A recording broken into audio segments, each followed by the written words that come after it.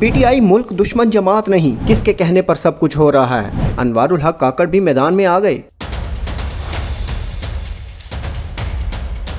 साबिक वजीर आजम अनवारुल हक काकड़ ने एक बार फिर बलोचिस्तान से मुतालिक अहम गुफ्तगू की है। उन्होंने दावा किया है कि ट्रेन सानहे के बाद अब 1-1.5 माह के अंदर बलोचिस्तान में ऑपरेशन हो सकता है। ऐसे में जरूरी है कि ऑपरेशन फोकस, क्लियर और स्मार्ट होना चाहिए। बलोचिस्तान में रोनमा हुए ट्रेन वाक़े पर PTI और पाकिस्तान दुश्मन ममालिक के हम आवाज होने से मुतालिक साबिक वजीर आजम का कहना था कि मैं PTI को मुल्क दुश्मन जमात नहीं समझता। मैं PTI को बसा औकात इंतहाई अहमकाना और बेहुदा हरकतें करते हुए देखता हूँ, मगर इसके बावजूद इनकी पाकिस्तानियत पर सवाल नहीं किया जा सकता। मैं ये नहीं कह सकता कि ये पाकिस्तानी नहीं या ये हिंदुस्तान के इशारों पर ये सब कर रहे हैं। अलबत्ता बाज़ औक़ात ये वही करते हैं जो हिंदुस्तान की ख्वाहिश होती है, मगर ये दोनों चीज़ें मुख्तलिफ हैं।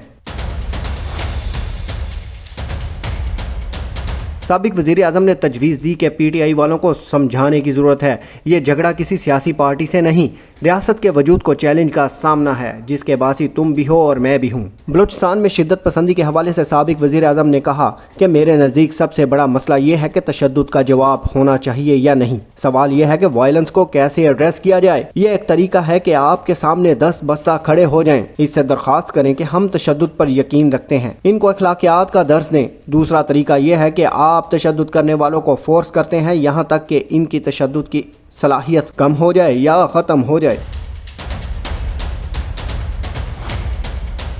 एक सवाल के जवाब में उन्होंने कहा कि पाकिस्तान में आपने तशद्दुद पसंदों के इतने बही ख्वाह और हमदर्द पैदा कर दिए हैं कि इनके हौसले बढ़ गए। प्राइम टाइम में किसी भी चैनल पर बैठा एक FA BA पास शख्स सिक्योरिटी, टेररिज्म, इकोनॉमी, तमाम चीज़ों का एक्सपर्ट बनकर राय साजी करता है और इस धड़ल्ले से करता है जैसे इसके पास जो इल्म है इल्हामी और सच है। ऊपर से डिजिटल और सोशल मीडिया आ गया, इसमें भी अधूरी मालूमात लोगों की जहन साजी कर रही हैं। जो जहरीला सियासी माहौल बनाया गया है वो तो चेरी ऑन दी केक है।